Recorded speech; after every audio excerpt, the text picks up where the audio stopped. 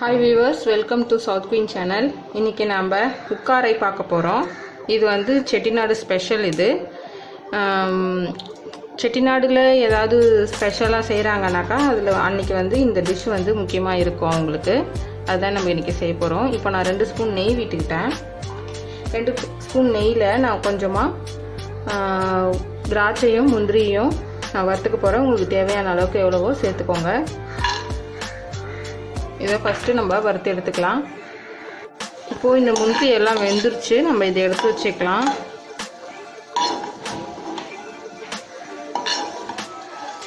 இப்போது நான் இது எல்லாத்தையும் எடுத்துட்டேன், முந்திரி திராட்சையை. இதில் நான் ஒரு 3 ஏலக்காய் தட்டி வச்சுருக்கேன். இந்த எண்ணெயிலே போட்டுக்கலாம் நம்ம. இது கூட நான் ஒரு அரை கப் அளவுக்கு, இது வந்து மெஷர்மெண்ட் வந்து 60 கிராம் வரும். இது வந்து நான் போட்டுக்கிறேன். ஒரு 1/4 கப்புன்னு வச்சுக்கோங்களேன். 1/4 கப் அளவுக்கு ரவையை நான் சேர்த்து இதோட வறுத்துக்கிறேன். இந்த நெய்யிலே வறுத்துக்கிறேன்.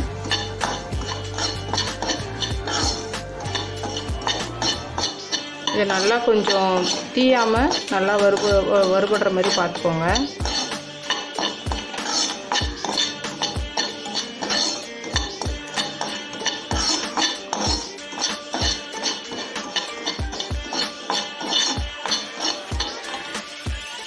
இது கூட நான் 1 ஸ்பூன் அளவுக்கு அரிசி மாவு சேர்க்க போகிறேன். 1 ஸ்பூன் அளவுக்கு இருந்தால் நமக்கு போதும். இதையும் கூட சேர்த்து நல்லா வறுத்துக்கோங்க. தீயாமல் வறுத்துக்கோங்க, அதான் முக்கியம். இதில் வந்து வேக வச்ச பாசிப்பருப்பு சேர்க்க போகிறேன். இதால் நான் வந்து ஒரு கப்பு பாசிப்பருப்பு எடுத்தேன். அதுக்கப்புறம் இதால் நான் 1 கப்பு ரவை எடுத்திருக்கேன். அதாவது 1/2 கப்பு தான் ரவை, 1 கப்பு வந்து பாசிப்பருப்பு. அது வந்து பாசிப்பருப்பை வந்து நான் குக்கரில் வேக வச்சு எடுத்துட்டேன். லைட்டாக ஒரு பிஞ்ச் சால்ட் போட்டு நான் வேக வச்சு எடுத்துருக்கேன். அதை நம்ம வந்து இப்போ இதில் ஆட் பண்ண போகிறோம். ஆனால் அதுக்கு முன்னாடி இதில் கொஞ்சம் நம்ம தண்ணி ஆட் பண்ணி இந்த ரவையை மட்டும் வேக வைக்க போகிறோம். இதில்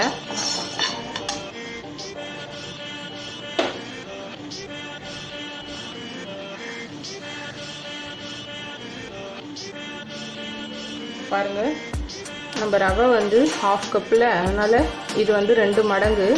அதனால் இதில் 1 கப் அளவுக்கு நான் ரவையை வேக வைக்கிறதுக்காக தண்ணி சேர்த்துக்கிறேன். அதாவது ரவை எடுத்ததில் 2 பங்கு தண்ணி.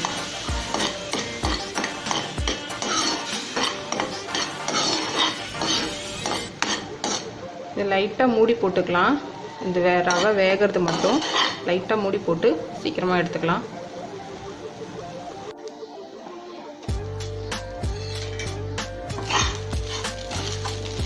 இப்போ நம்ம எடுத்து வச்சுருக்க பாசி பருப்பையும் அதில் சேர்த்துக்கலாம்.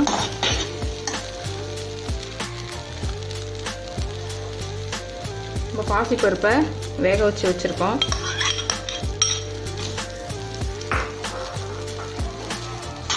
அதையும் இது கூட நல்லா சேர்த்து மிக்ஸ் பண்ணி விட்டுக்கலாம்.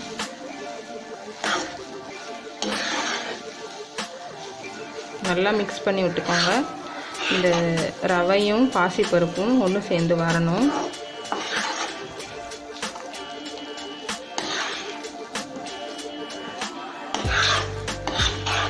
ட்ரை பண்ணி பாருங்கள், ரொம்பவே சூப்பராக இருக்கும். ட்ரை பண்ணிவிட்டு எப்படி இருந்தது சொல்லுங்கள். இது வெறும் ஸ்நாக்ஸ் மாதிரி கூட நீங்கள் நார்மல் டேஸில் செய்யலாம். அப்படி இல்லை ஏதோ ஒரு நாள் அன்றைக்கி நீங்கள் ஏதோ நெய்வேத்தியம் மாதிரி சாமிக்கு பிரசாதமாக செய்யணுன்னா கூட இதை செஞ்சு வச்சு நம்ம சாமிக்கு படைக்கலாம். இப்போ இது நல்லா மிக்ஸ் ஆகிடுச்சு. இப்போ நம்ம பாசிப்பருப்பு எடுத்த கப்பாலேயே நான் வெல்லம் எடுத்து உருக்கி வச்சுருக்கேன். தண்ணி சேர்த்து உருக்கி வச்சுருக்கோம். இதையும் இதில் சேர்த்துக்கலாம்.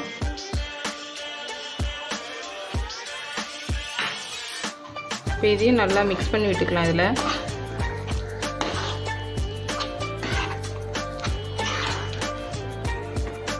தண்ணியாக இருக்கேன்னு பயப்படாதீங்க, அது கெட்டி ஆகிடும்.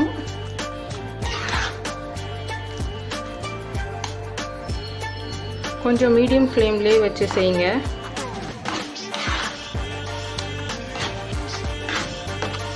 நான் ஃபஸ்ட்டே ஒரு பிஞ்ச் சால்ட் சேர்த்து பருப்பு வேக வச்சுருக்கேன். நீங்கள் மறந்துட்டிங்கன்னா இடையில சேர்த்துக்கோங்க. நம்ம நெய் சேர்த்துருக்கோம். பத்தலைன்னா நம்ம நடுவில் நெய் கூட சேர்த்துக்கலாம்.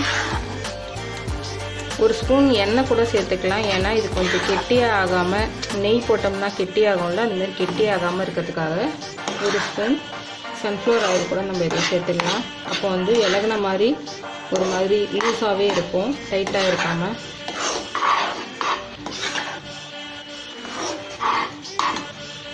இப்போ இந்த ஸ்டேஜில் நம்ம இன்னொரு 2 ஸ்பூன் அளவுக்கு நெய் சேர்த்துக்கலாம்.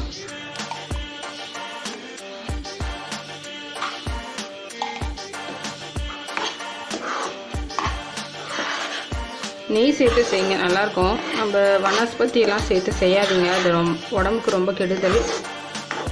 அதனால் வனஸ்பதி எப்பயுமே சேர்த்துக்காதீங்க எந்த ஒரு டிஷ்லேயும். இப்போ நம்ம எடுத்து வச்சுருக்க முந்திரி திராட்சையும் இதில் சேர்த்துக்கலாம்.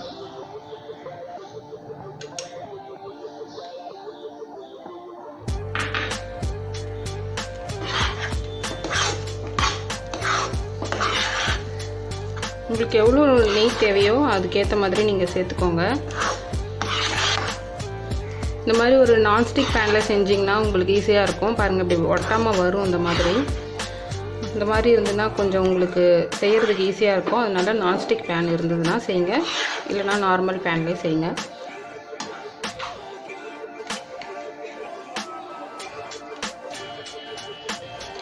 திரும்ப ஒரு 2 ஸ்பூன் நெய் சேர்த்துக்கிறேன். எனக்கு நெய் சேர்த்தா பிடிக்கும் எங்களுக்கு, அதனால் நான் திரும்ப 2 ஸ்பூன் சேர்த்துக்கிறேன். மொத்தம் நான் 6 ஸ்பூன் நெய் சேர்த்துருக்கேன். இதில்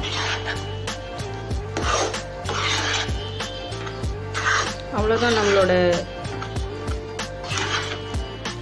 உக்காரை ரெடி ஆயிடுச்சு.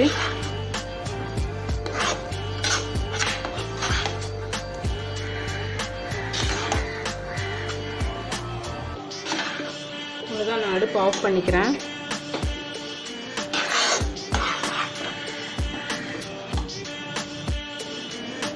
பாருங்கள், நம்ம உக்காரை ரெடி ஆயிடுச்சு. நான் கார்னிஷிங்காக 2 முந்திரி எடுத்து மேலே கார்னிஷிங்காக வச்சுருக்கேன். இந்த ரெசிபி உங்களுக்கு பிடிச்சதுன்னா லைக் பண்ணுங்கள், ஷேர் பண்ணுங்கள் அண்ட் கமெண்ட் பண்ணுங்கள். மறக்காமல் சவுத் குயின் சேனலுக்கு சப்ஸ்கிரைப் பண்ணுங்கள். ஓகே, பாய்.